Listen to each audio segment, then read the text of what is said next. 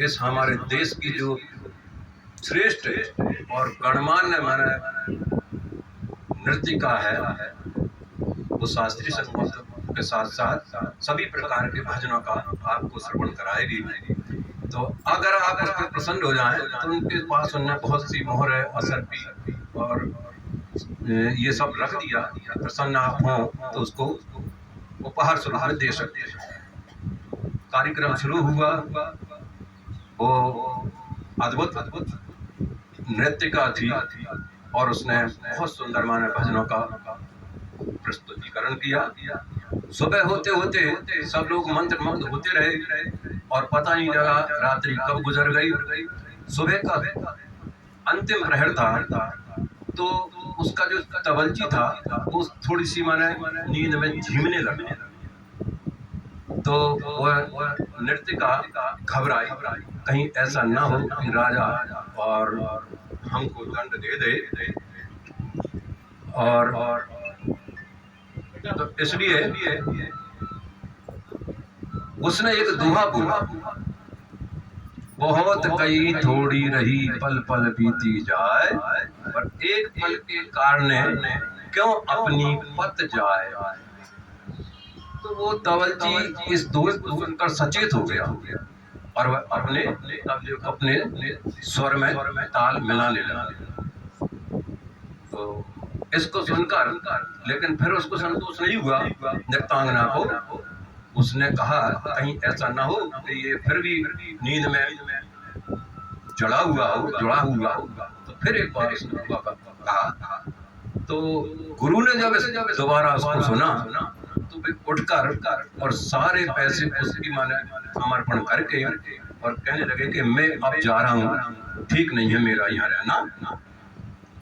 तो राजा ने निवेदन करके रोक दिया कि थोड़े और रुक जाओ गुरुदेव, फिर चले जाना। थोड़ी देर बाद फिर उसने वही दुआ दोहराया, बहुत कहीं थोड़ी रही पल पल बीती जाए, पर एक पल के कारण क्यों अपनी पत जाए। तो उसका राजकुमार जो था वो आया और उसके पास बहुत गहने थे, ये सारे उतार कर और उस नृत्यांगना को अर्पण कर दिए और वो भी अपने स्थान पर बैठ गए। इसके बाद उसको संतोष नहीं हुआ कि कहीं ऐसा ना हो कि मेरा माने तवलजी फिर नींद में और जुड़ जाए। तो फिर उसने चौथी बार माना वही दुआ फिर दोहराया, बहुत कहीं थोड़ी रही पल पल बीती जाए, पर एक पल के कारण अपनी पत ना जाए। तो उसकी जो राजकुमारी थी उसने भी अपना 9 लखा हार और भी जो भी गहने थे सब उस नृत्यांगना को अर्पण कर दिए। तब राजा ने यह देखा कि ये तो बड़ी बेशरम माने नृत्यांगना है, तो उन्होंने उसको बेश्या कह दिया कि अरे बेश्या, तूने तो हमारे गुरुदेव को, हमारे पुत्र को और हमारी राजकुमारी को सबको लूट लिया। तो गुरुदेव उठे कि नहीं राजा, ये माना है बेश्या नहीं है, ये मेरी गुरु है, आप इससे ऐसा ना कहें और मैं आज के बाद कभी आपके राज दरबार में नहीं आऊंगा। आपने इसका अपमान नहीं किया, मेरा अपमान किया।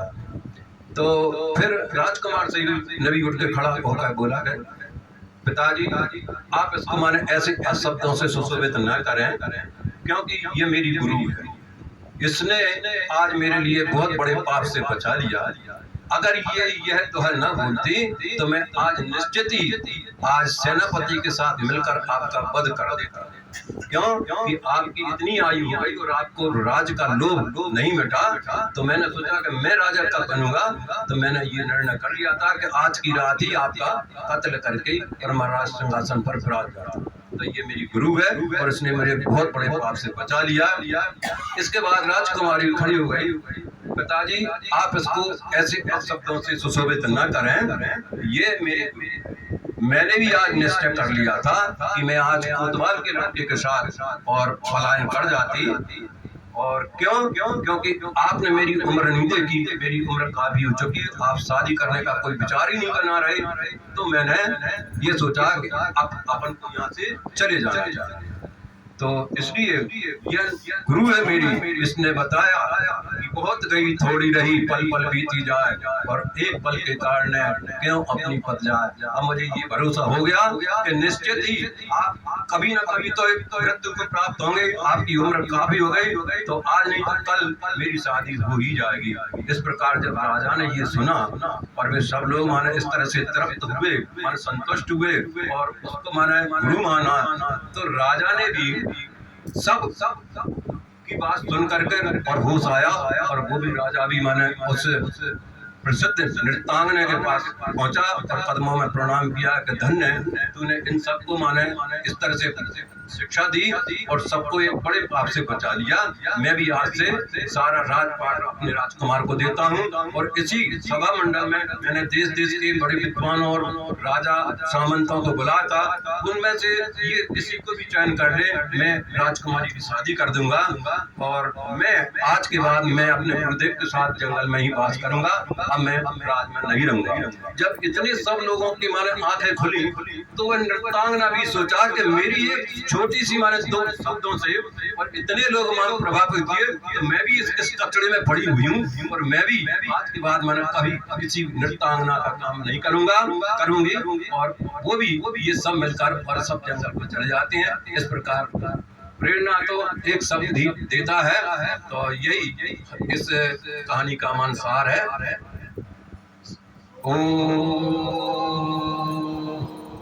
देवीलाल शर्मा, गीता स्वाध्याय 11:30। धन्यवाद।